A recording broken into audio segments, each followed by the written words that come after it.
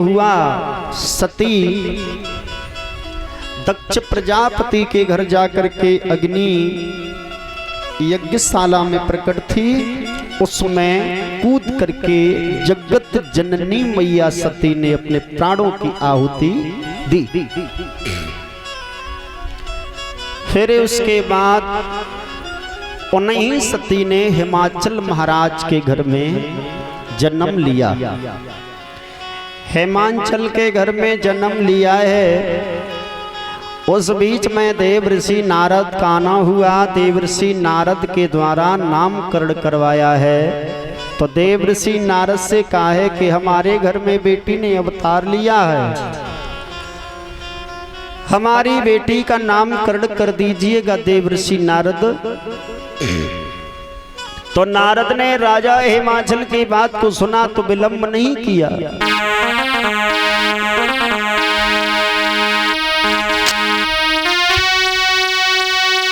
कि सुन राजा की बात और मुनि आता पत्रिका लियो, अरे सोच समझ के नारद ने फिर नामो धर।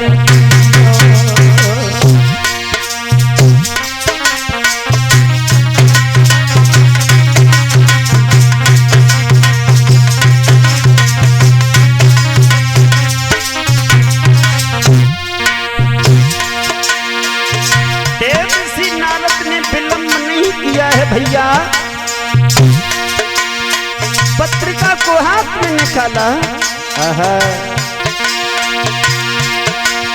ये सुन राजा की बात मुनि ने होता पत्रिका लिया, पत्रिका लिया।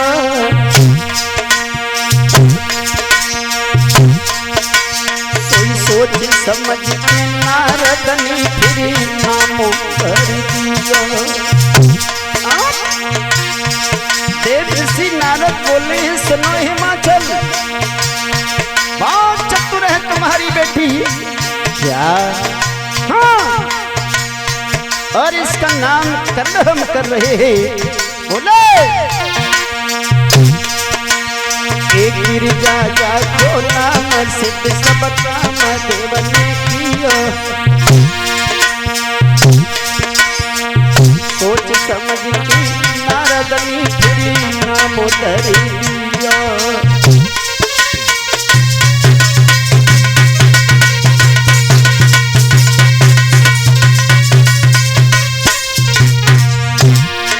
देव ऋषि नारद बोले हिमाचल, जाति भवानी घर की लला निशानी।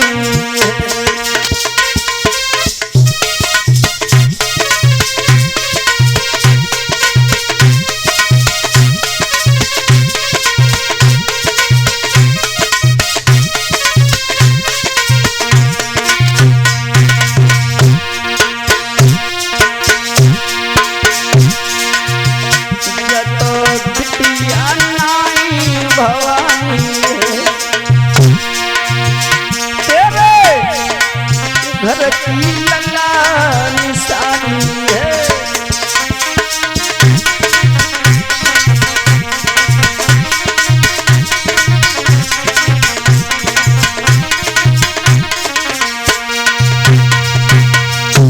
देव ऋषि ने पत्रिका को हाथ में लिया है। भैया पत्रिका हाथ में लेने के बाद नामकरण किया है, जवाब दिया है, महाराज हिमाचल बड़ी चतुर और चालाक है तुम्हारी बेटी।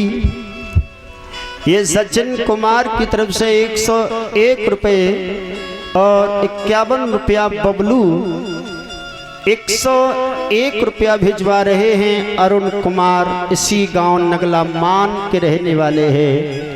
ये हमें सम्मानित कर रहे हैं। भगवान की पावन कथा में भक्त भगवान से कामना करते हैं धर्म के मार्ग पर प्रभु सदा आगे को बढ़ाते रहे। भगवान से हमारी यही आशा और आकांक्षा है। प्रिय भागवत महापुराण की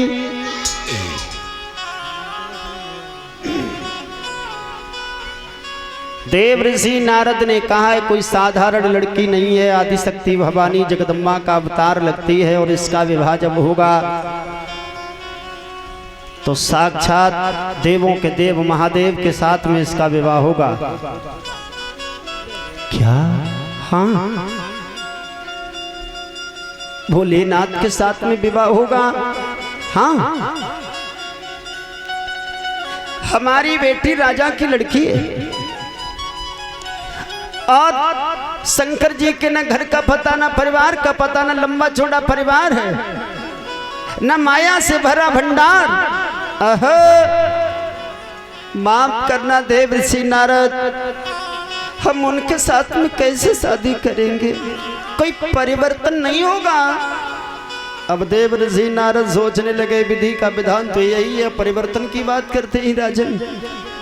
फिर बताया कि सुना, तुम्हारी बेटी यदि भजन करने के लिए जाए तो तुम उसे जाने देना, रोकना मत। हो सकता है इसके भजन करने से प्रक्रिया हाँ बदल भी सकती है। देव ऋषि नारद इतना कह के चले गए। धीरे धीरे वो लड़की जवान हुई है, शादी के हाँ लायक हो गई, शादी के लायक हो गई है। तो एक दिन गिरजा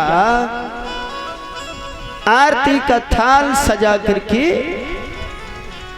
जंगल में चली है शिव जी का पूजन करने के लिए। माँ ने रोका, बिटिया अभी छोटी हो और जब बड़ी हो जाओ तब तुम जंगल में जाना। माँ ने बहुत रोका लेकिन बेटी नहीं मानी। हिमाचल ने कहा है देवी, जन्म के समय नामकरण हुआ था, देव ऋषि नारद ने भी यही कहा था ये जंगल में भजन करने जाए तो इसे चली जाने देना। अब तुम रोक रही हो, जाने दो, चली जाने दो, जाओ।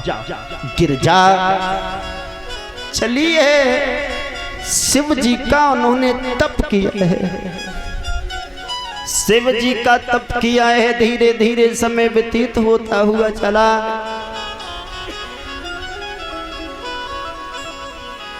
इधर तप किया है, तप करते करते गिरजा को 27,000 वर्षें हो गई। भगवान शंकर का तप करते करते तो सप्त ऋषियों को शिव जी ने प्रभु की इच्छा से भेजा कि ये गिरजा हमारे साथ विवाह करने के लिए हमारा तप कर रही है, जरा इसकी परीक्षा ले लो। तो सप्त ऋषि चले, गिरजा के पास में पहुंच गए। गिरजा से कहा है, गिरजा तुम किसका तप करती हो? तो गिरजा ने कहा मैं शंकर जी का तप करती हूँ। क्यों? मैं शंकर जी के साथ में विवाह करना चाहती हूँ। शंकर जी के? हाँ। पागल हो तुम? क्यों? अरे शंकर जी के पास कुछ नहीं है, न लंबा चौड़ा परिवार है, न माया से भरा भंडार, खाने के लिए कुछ नहीं है, पहनने के लिए कुछ नहीं है, और कैलाश पर्वत पर पड़े रहते हैं, उनके साथ में शादी करोगी? पागल हो गई है तुम। अरे एक राजा की राजकुमारी हो, अच्छे से राजकुमार के साथ में विवाह कर लो। गिरजा जब इतने शब्द कहे तो गिरजा को क्रोध आ गया, एकदम सब ऋषियों से क्रोध में कहने लगी, तुमने जो हमें पूछा मैंने तुम्हें जवाब दे दिया और ये फैसला तुम्हारा नहीं है, फैसला मेरा है, क्योंकि जिंदगी मेरी का सवाल है। तुम कह रहे हो उनके पास कुछ नहीं है, ये नहीं है, वो नहीं, तुम्हें क्या करना? और अब की बार तुमने शिव जी के बारे में कुछ कह दिया तो मैं श्राप दे दूंगी। श्राप का नाम जब लिया है सप्तऋषि कहने लगे माफ करना देवी, मैं तो तुम्हारी परीक्षा ले रहा था, श्राप मत देना, लेकिन बहुत अच्छा होगा, बहुत अच्छा होगा। तुमने ये फैसला क्यों किया, कैसे कर लिया शंकर जी के साथ में? और सुना, शंकर जी के साथ में तुम शादी करोगी तो तुम्हारी जिंदगी में कोई कष्ट नहीं होगा, मैंने कुछ देखा है प्रमाण। बोले क्या? तो बोले गिरजा अरे गौरा सांची बताओ, अरे गौरा सांची बताओ, ओ कैसे कर लियो गौरा भोला से ब्याह? गौरा सांची बताओ।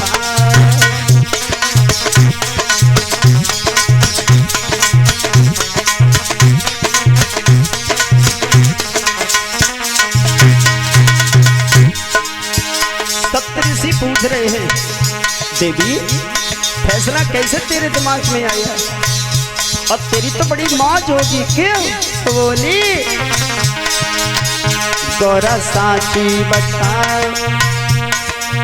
कैसे कर लियो तुमने भोला से ब्याह? गौरा साची बता कैसे कर लियो तुमने भोला से ब्याह? गौरा साची बता।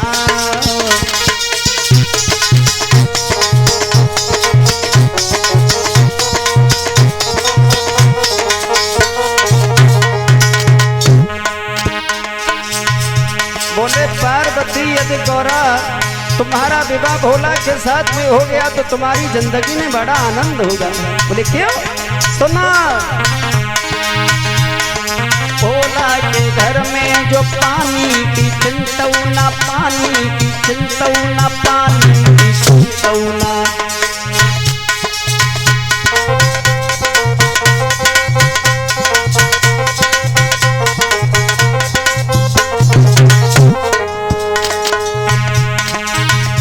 जवाब दिया है पार्वती पानी भरने कहीं दूर नहीं जाना, अरे नल भी नहीं जलाना पड़ेगा। क्यों?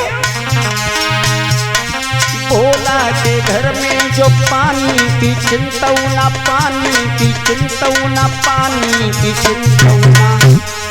बोले भोला के सर पे लगी पाइप लेन, गौरा तुम भर नहाओ चाहे कितनो फैलाओ। कैसे कर लियो तुमने भोला से ब्याह? गौरा साची बता कैसे कर लियो तुमने भोला से ब्याह? गौरा साची बता।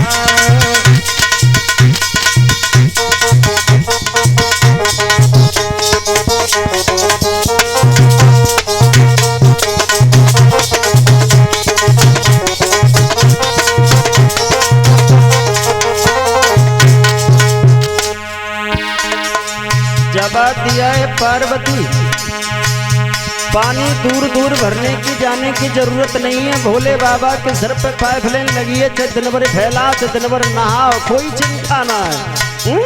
हाँ बहुत मौज होगी तुम्हें। और बोले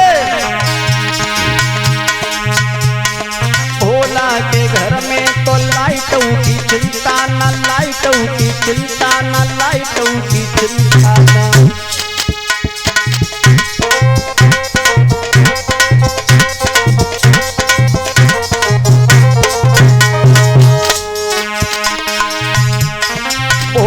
के घर में तो लाइटों की चिंता ना, लाइटों की चिंता ना, लाइटों की चिंता ना।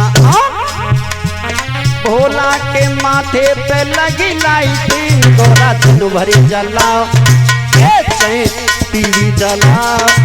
कैसे कर लियो तुमने भोला से ब्याह? गौरा साची बता कैसे कर लियो तुमने भोला से ब्याह? गौरा साची बता।